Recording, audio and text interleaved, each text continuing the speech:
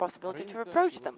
They acted in accordance with market trends in the environment that was there when the crisis hit the hardest.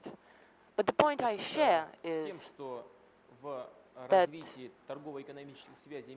when developing trade and economic ties between India and Russia, we see certain deficit of support from the banking sector, support of business projects on behalf of the leading financial institutions. But I'm glad to see that first steps in that direction are being taken. Major Indian banks are starting to operate in Russia.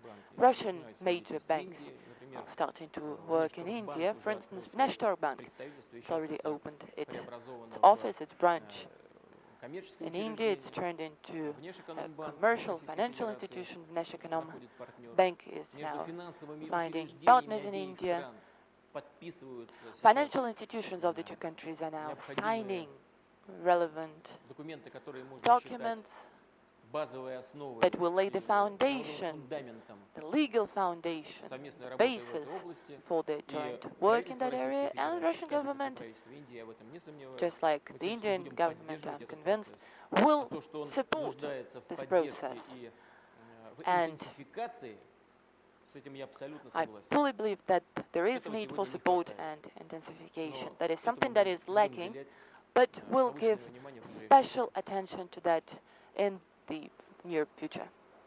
We have a businessman, well, a number of businessmen, among others, in Kolkata. So let's go across to Kolkata. Ananya, I believe one of the businessmen there has a question for the Prime Minister. Yes, Vikram. We have here with us Mr. Hasmukh Shah, who would like to ask a question. Dobre din, Honorable Prime Minister. I'm Hasmukh Shah from Premier Steel Limited in this Kichai. Well, first of all, I admire your style of working, your management of team, which has brought Russian Federation on the road of growth and development.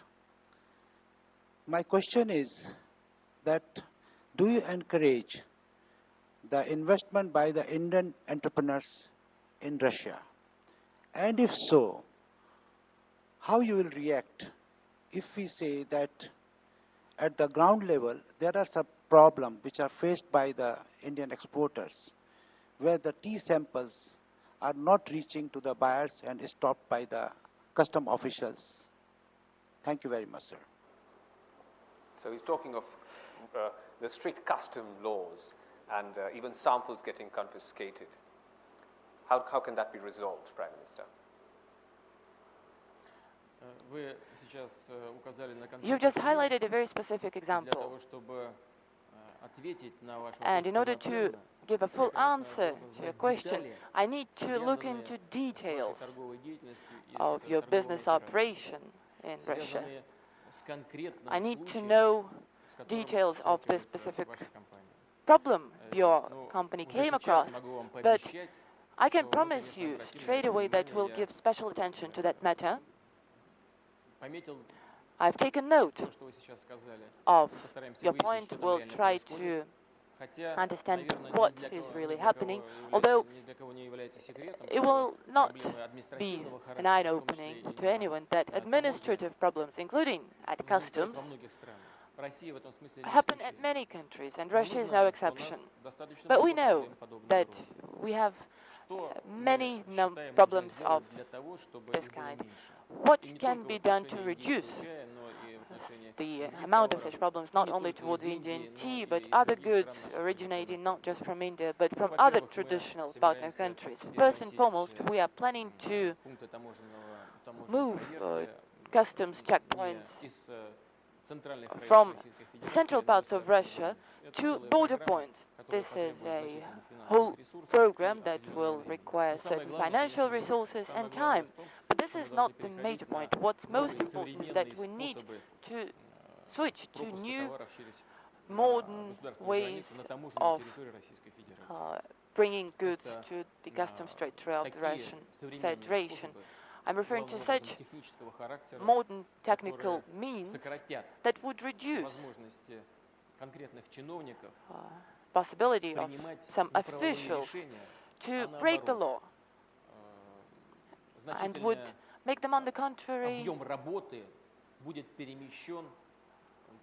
more efficient, and technical means will be controlling large share of the work, so that officials on border would act only as operators of that equipment and not take arbitrary decisions. As regards rules, maybe some rules call for improvement as well, but all of our partners that work with Russian Federation must be well aware of the rules that are in place and must comply with them.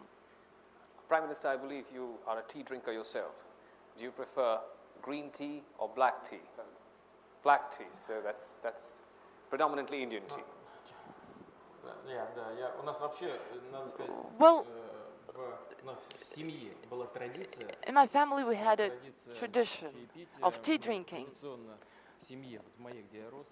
So my parents mostly drank tea, very rarely coffee, and a special privilege was to brew Indian tea. So I'm sure the tea exporters will be happy to hear that. Let's go across to Mumbai now.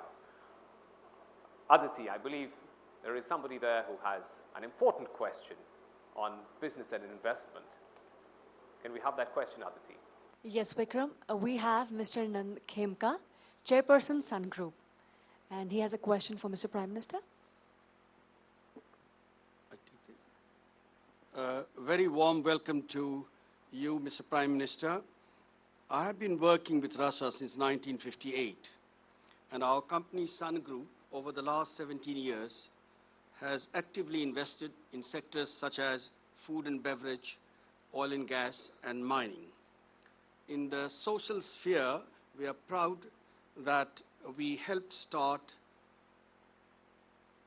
the Skolkovo Business School in Moscow, inspired to some extent by then our newly built Indian School of Business in Hyderabad. I am deeply honored and grateful for Russia's Order of Friendship that you awarded me during the Indian Prime Minister's visit to Moscow in December last year. My question relates to how we can help stimulate economic ties between India and Russia. Over the last 17 years, we have managed to build various successful businesses and generate excellent returns on our investments in Russia. However, we, like others, have also had several setbacks and are grateful to you for the cooperation of your government in helping us to resolve these problems. If one were to follow the Western media, one hears mainly the negative stories and not the positive ones. Russia is little understood and frequently misunderstood. My question, Mr. Prime Minister, is how can you help build trust with Indian businesses that are ready to invest in Russia but are concerned that when problems occur, they will have adequate recourse to your government to make sure that they shall be helped and treated fairly? A very important question, Prime Minister. First and foremost, I'd like to greet our old friend, the person who knows Russia well, has been cooperating with Russian companies for a long while, well represented in the Russian